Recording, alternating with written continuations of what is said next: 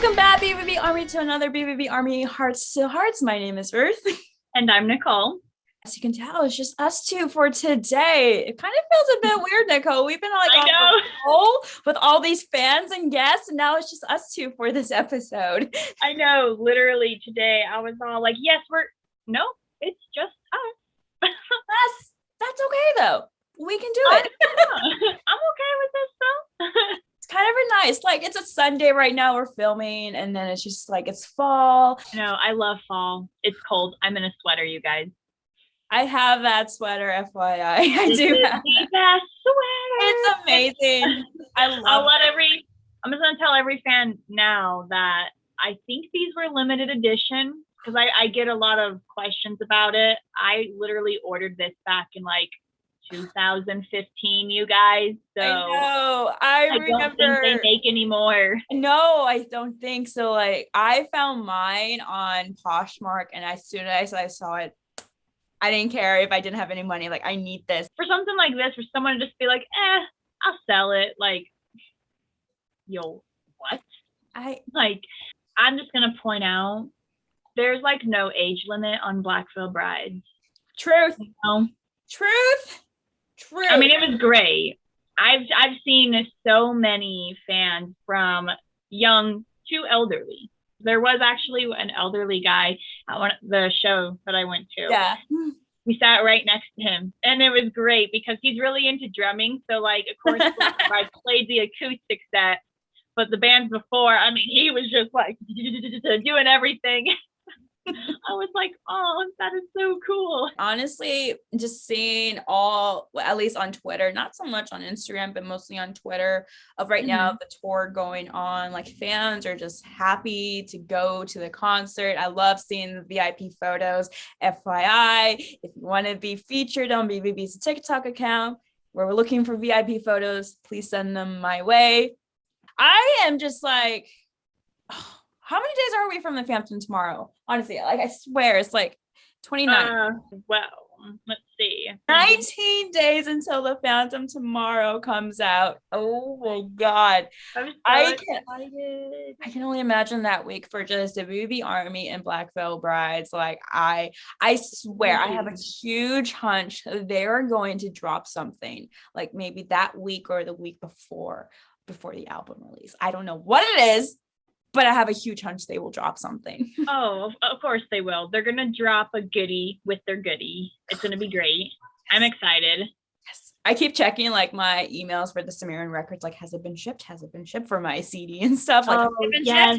I know. I can't. I feel like, honestly, though, they don't get shipped until the day it gets released. I know. And I'm like, I understand why. I know it will be the album will be available on all streaming platforms. I get it, but call me old school. I like holding the album in my hand. I was about to say, there is something very special about unwrapping your CD and like putting it in like whatever people use, a boom box, your car, or the CD player, the Xbox, any game console, does not matter. Like, that's what I like to do. That's why when it gets released, I'm gonna have to try so hard not to listen to anything online.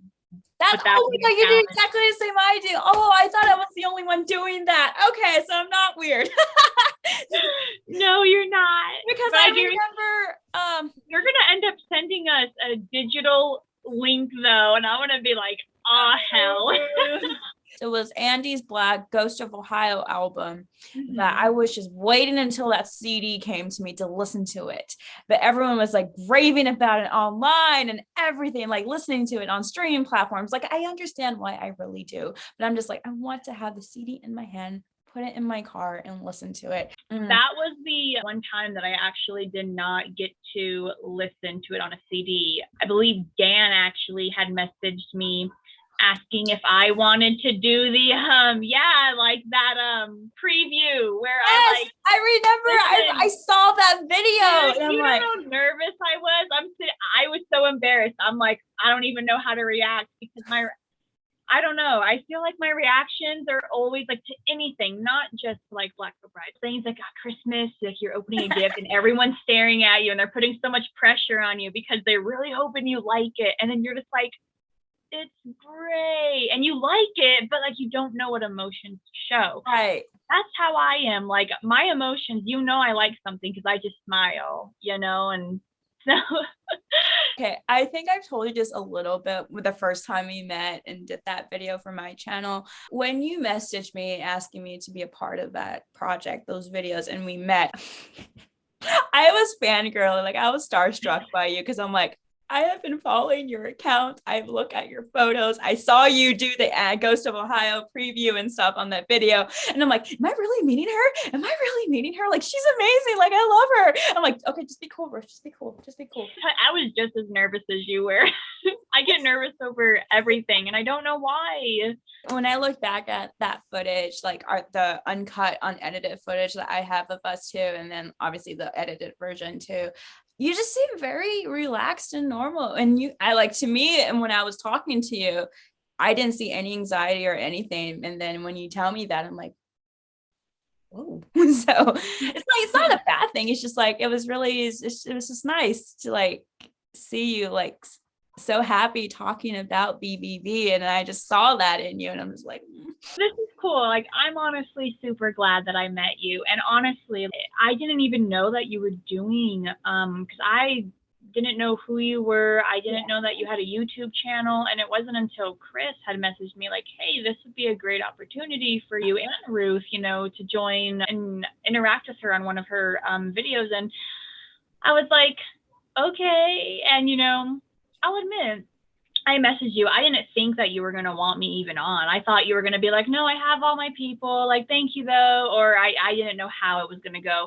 But I'm glad because you're amazing. I don't even think you realize. I don't know. Maybe it was the BVB Army universe, right? Little help with Chris here and there. That we are here as friends and we have created the show for fans of BVB. And honestly, I'm just super excited. Shall we dive into the podcast, the Phantomcast? Yes. I am so ready. I'm looking forward to this. Okay, so the episode is part of this other podcast called Pop Curse. And then the first episode is Black Veil Brides, the Phantomcast, episode 1. That's what it is. Perfect.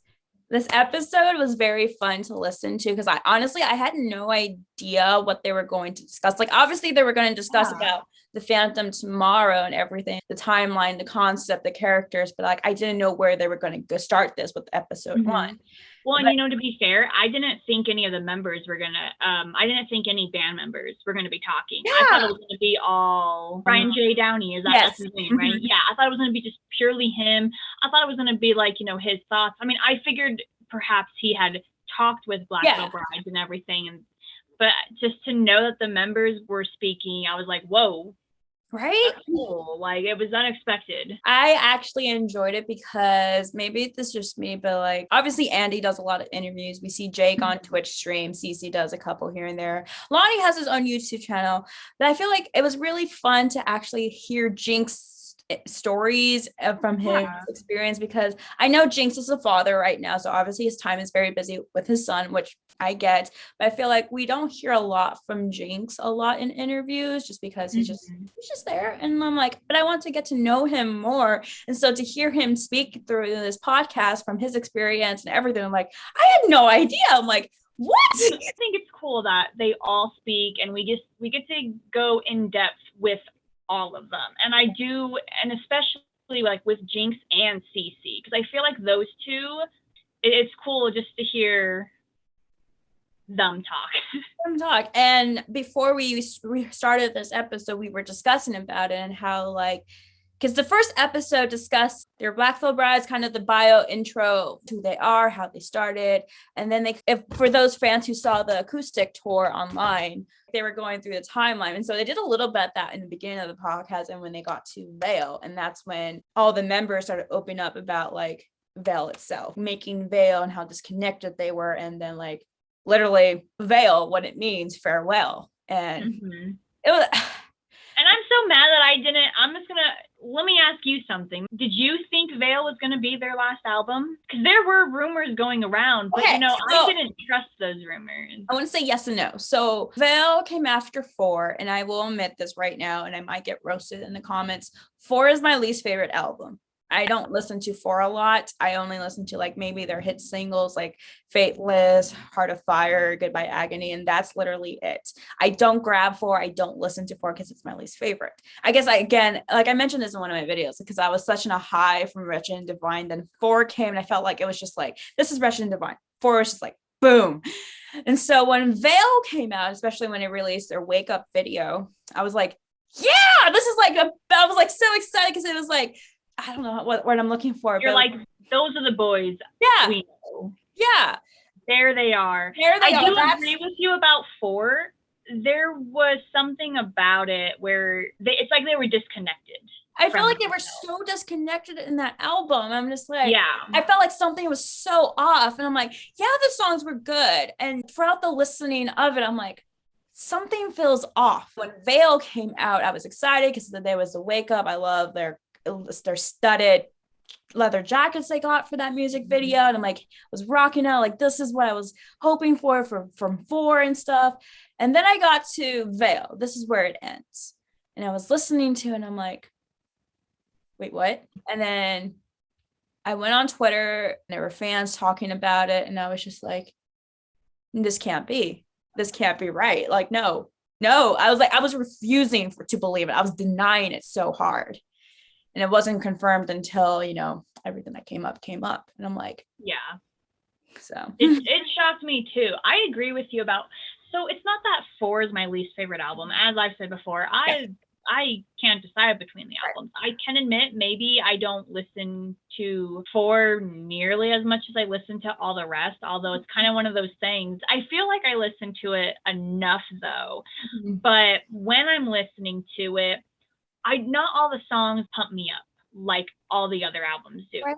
So when Veil did get released, like, yeah, I was super excited and I was like, oh my God, these songs are so good. They just got me pumped for the day. And then when it came to that ending song, I did question it because I was like, this is where it ends. And I'm like, there's no way. Yeah. Like, there's no fucking way. And then I saw the comments online, but I refused to believe it because I felt like if they truly were going to end the band, wouldn't they make an announcement, and not just like do it and just let, leave fans to wonder. I was like, so that's what I held on to. I was like, if that is truly it, then they will say something. And because nothing was said, I kept believing that they were all together still. But I will say, like, I did keep questioning when they were all starting to do their own little thing. It made me a bit nervous. I was like, whew. And Chris has mentioned this on Twitter and then through conversations with him, like when Andy started his anti-Black projects, but the Shadow Side and Ghost of Ohio, I think with the Shadow Side, when fans found out, fans started freaking out. And I will admit, I did freak out a little because when I saw that, I'm like, yes, I was happy for him. It was new music, different ways from BVB. But I'm like, this was my first thought when he started the Shadow Side. I'm like, it started. It started. That was like, it was like the starting of the separation, the breakup. And I'm like, I refuse to believe it. I was like, well, maybe that's just how Andy's like. Maybe Andy likes to stay busy. He's got his band. Yeah. He's got the, Andy Black, the whole solo thing. I'm like, maybe this is just something for him to do when he's not working on music with Black Veil Bride. So I kept like making up my own stories to make myself feel better. And like, I was there with you because I'm like, like I was in my head, I'm like listening to the podcast when Andy opened up about his project and how everyone else, what they were kind of doing in that, I guess you would call it a break in between albums. Doesn't Veil just hit different when you listen to the album now? Because when I listen to it, I get so many, I get sad because it makes me think that they weren't happy making it, And I go through so many I can't listen to it the same like I used to. And I told Chris, it's mixed emotions listening to that. Like, honestly, Four and Veil, I have mixed emotions. I felt like with Four, like I said, there was something off. And I almost feel like, and I could completely be wrong, that's where things started to happen. The disconnection started to happen with Four. And it obviously showed in Five, even though there were kind of uplift, kind of like, upbeat kind of songs. When you get further through the album, especially through like I guess the second half, part 2, that's when you feel like more of like Yeah. farewell, goodbye, thank you for your support and everything that came up with what Vale, I should say, within the bands, and seeing the guys express how heartbroken they were and how they literally thought this was the end for BVB and everything, like seeing them hurt, and because they worked so hard to get through where they are now, and to kind of see it kind of like disappear, and see that hear that tone in their voices and their expression, it broke my heart. Like I was heartbroken. This will probably break your heart some more, but I'm here to pick up the pieces for you, if that makes you feel any better. Okay. In Vale, where he says, okay, I lie awake at night missing my heart every day. You want to know something that broke my heart? When they were doing the acoustic set, they played Vale, and I can't remember if this was in my video because I couldn't remember when recording. I don't remember if I filmed the whole thing or if I got so sad I put it down. In there, though, he said, I lie awake at night missing my band every day. That's what he sung. It shocked me because I was singing with, and I right when I said heart, he was like band, and I was like, what? So I know, needless to say, like I feel that this very first episode that aired for that podcast, though, was so heartbreaking. Like it was sad to listen to, but sad, but then it ended on a good note because like we heard from the guys what they were doing in that break. So we went through, obviously Andy was doing the Andy Black. Jake, he was working improving his sounds and stuff. Yeah, he was like working with Alonia, of course. Alonia with his wife, and like working with that and everything. Jinx was working with like international artists, right? Wasn't he making indie movies, if I'm not mistaken? Or I don't know if he was making them or if he was in them. I think, but I know it was Jinx. He was working with international artists, though, right? Or was that? No, Jake? I could have sworn that was Jake. That was Jake. Okay, people from Europe to like produce like EDM music. And then Jinx was doing his own like indie movies too. And then we have Cece, who was kind of bored for a bit, and then Ronnie reached out to him to help him with the music video, and he was like, yes, I have nothing else, so which I will say, married at the time. What? Yes, what? that was a thing. Cece, I know. Cece was married at the time, and I did not know that. I know. Most fans don't. He was married at the time of that whole time period. So yeah, but I know Cece did his own project and was helping Ronnie. And I know he mentioned in the podcast that he was thinking that Ronnie was going to offer him to tour with them and stuff. And then we had Lonnie.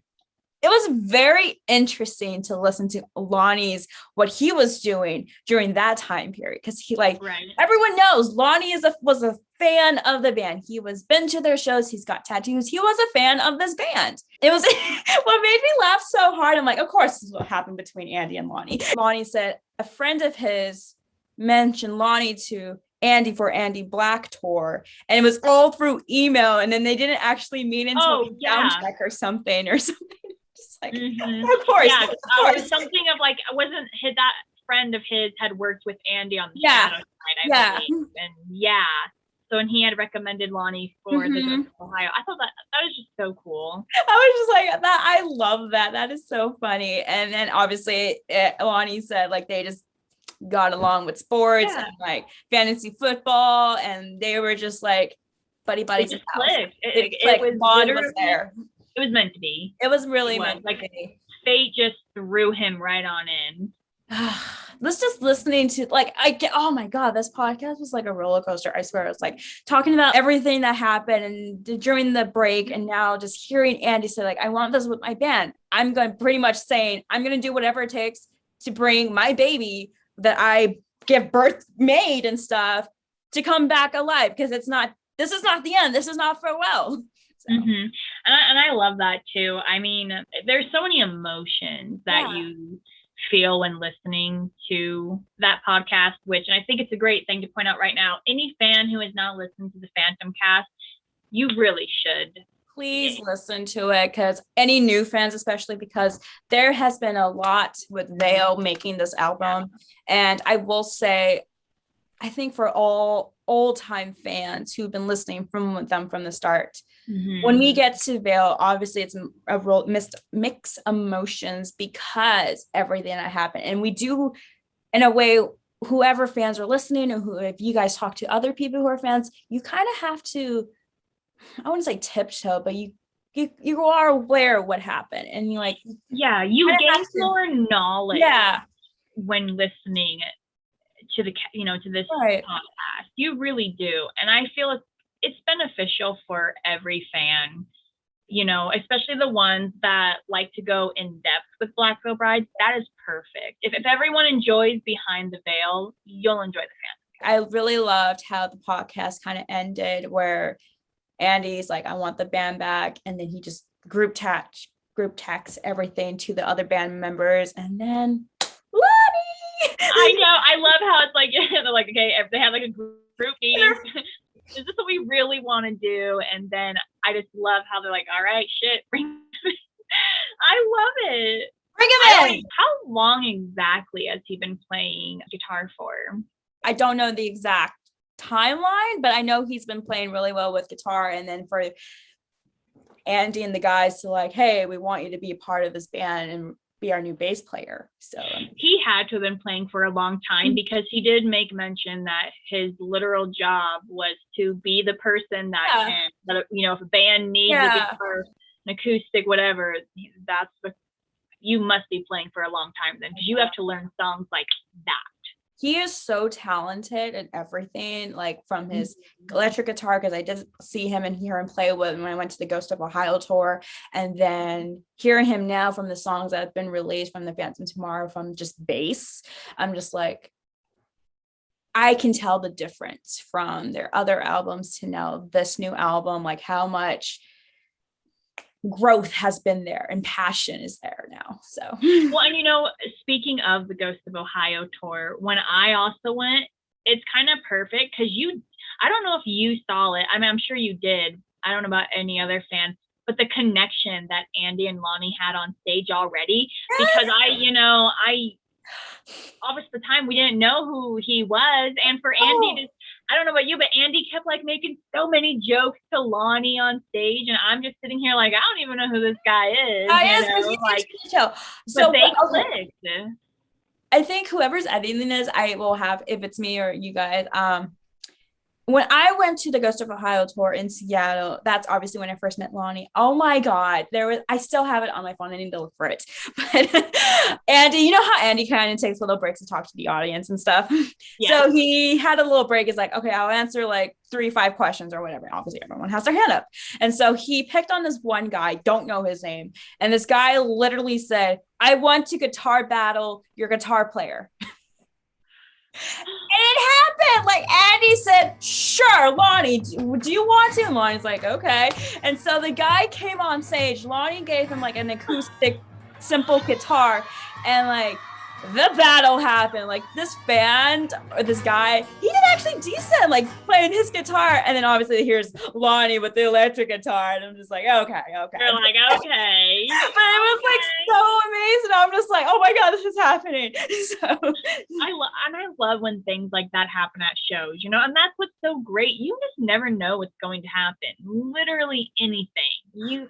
I've seen some fans that get brought up on stage to like sing, and I'm like, what? Right? I mean, I think it's awesome. I never could because I suck.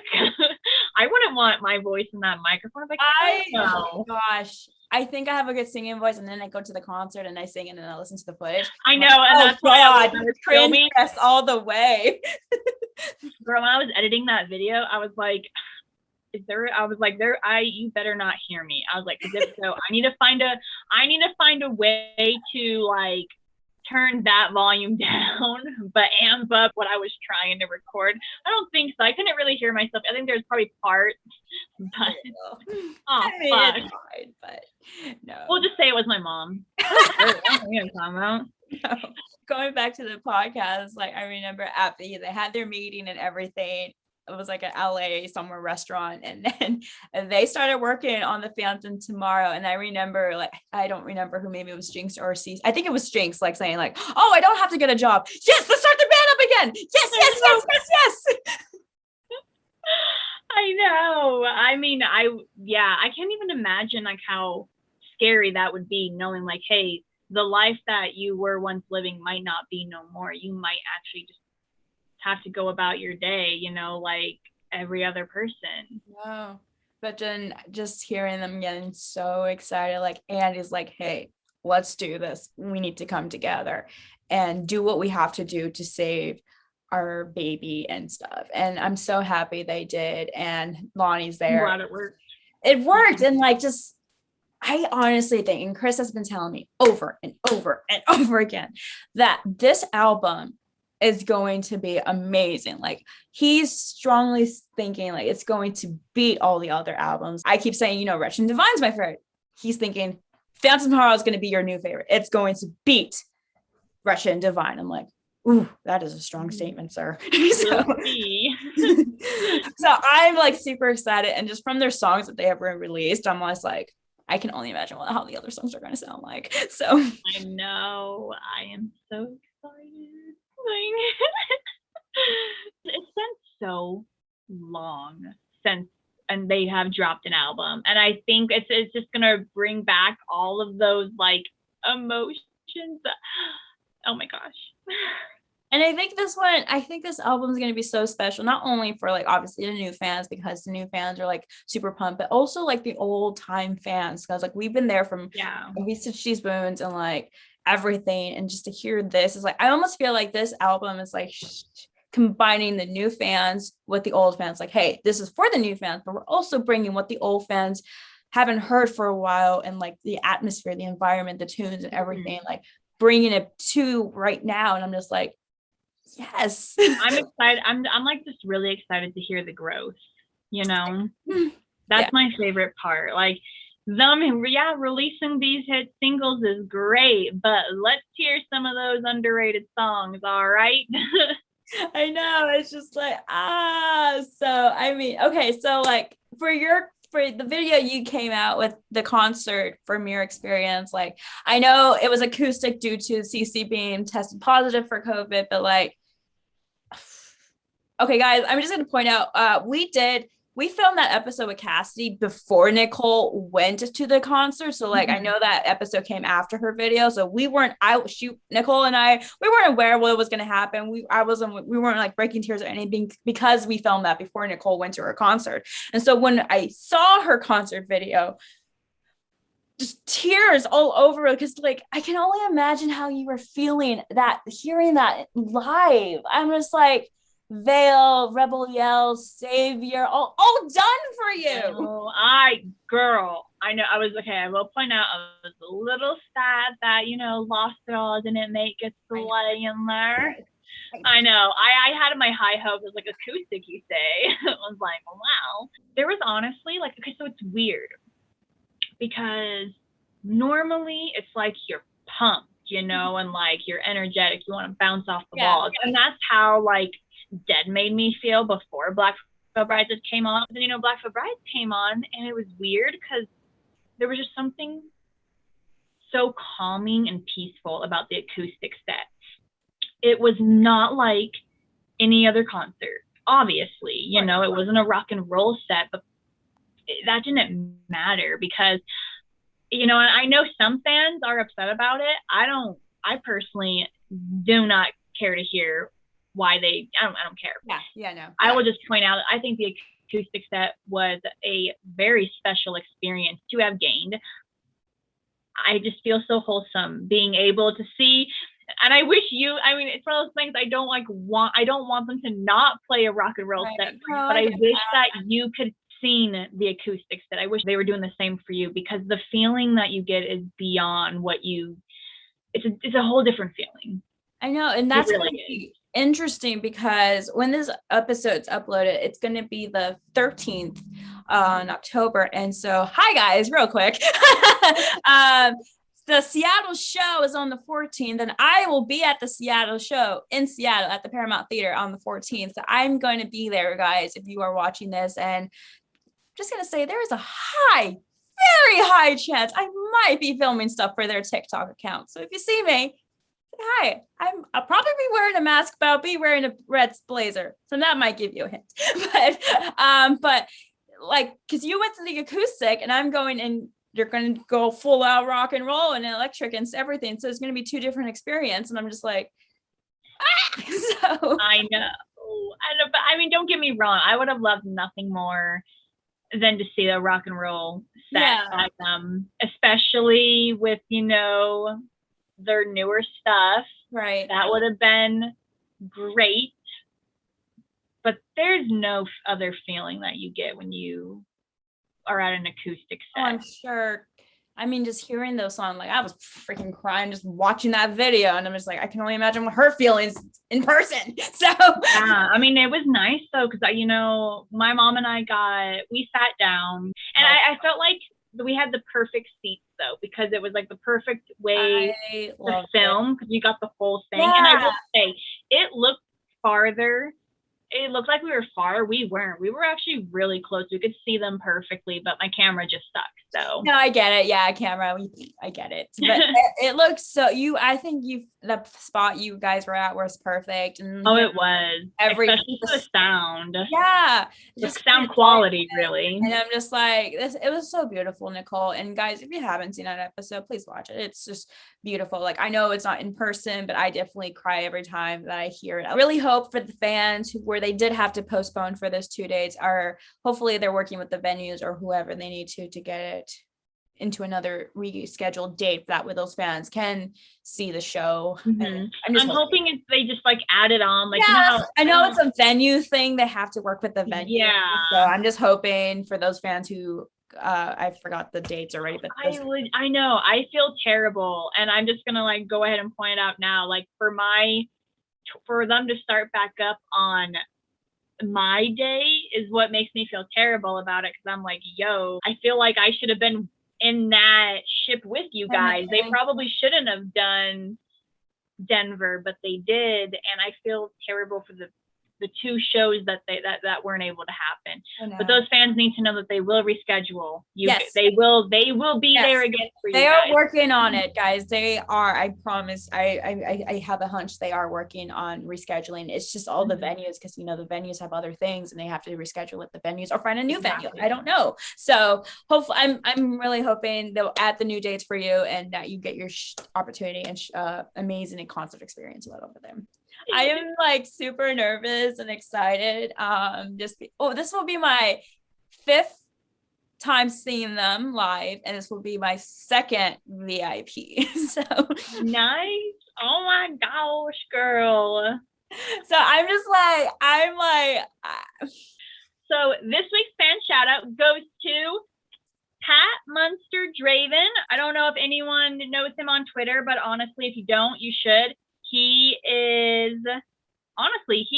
a huge Black Veil Brides fan. I encourage everyone to follow him. He's super kind. He's super great to talk to. I cherish Pat or Patrick, however you prefer to go by, but because like he was the one who shared my BVB video story on Twitter, and that's how Chris saw it and discovered me. So Patrick or Pat, I'm sorry. Thank you so much. You have been such a sweet, loyal friend in the BVB army, so I appreciate you. He also has a couple of his own books that he wrote on Amazon. He also wrote a book on his Black Veil Brides tour on Amazon. He also made a Black Veil Brides coloring book, which is right here, that I purchased. So it has Brides coloring book, so you can color it. Send me the link. Like, what the heck? Yeah, he links it on his Twitter, so definitely check it out. He's honestly just an incredible person to talk to, I would say. He's warm, kind-hearted person. Like, he's super sweet. Definitely. I talk to him from time to time, but yes, he's made a couple of BVB book related. I think one was his first concert and how BVB kind of helped him and impacted his life. And then he made this coloring book for fans. And I want the coloring book. I love coloring. Cute, actually. It's great. When I was a kid, I used to like get the print, the Disney princess coloring book. Oh, yes. Yeah, and it'd be one of those things. It's funny because like when I was younger, you know, I'd be coloring, and then as I got older, I'd start to color like all like them to be black hair, black dresses, you know, black lipstick. And then now it's gonna be great because it'll be the same thing. Instead of coloring Disney princesses, I'm coloring Black Veil Bride. Mm-hmm. Have you colored a page yet? If you have, no, I recently just got it this like week, and so it's been so busy in my life that I haven't gotten sat down because I have to do some schoolwork related stuff that's taken a lot of my time. One day when you're just relaxed. Oh yeah, I think what I might do is just take this when I'm on the airplane and just cuddle. There you go. Yeah, you might as well while you wait. So, yes, but thank you, Pat, for everything that you do for the BVB Army. You are amazing, and I hope one day I get to talk to you more or maybe have you a guest on the show. But thank you guys so much for joining in this episode. Yes, it was just us two. We went over the Phantomcast, and I'm looking forward to episode 2 of the Phantomcast. And next week's video will be my point of view, my documentary of going to the Seattle show and seeing Black Veil Brides and all the fans and everything. So I'm excited to put that together and show you guys my point of view and my experience. So thank you. So I'm so excited to see your point of view and your experience. I am looking forward to this. I'm looking forward to everything. You should be. I would be a little concerned if you weren't and be like, are you feeling a little sick? Again, if you guys would like to give us a follow on our social media accounts, our links are down in the description below. Please subscribe to our channel because we have episodes every Wednesday until something comes up and we let you guys know. So yes, subscribe, like, comment, share. Do it all the fun stuff. Whatever that is. Bell to get notified, please. Smash the subscribe button. Smash it.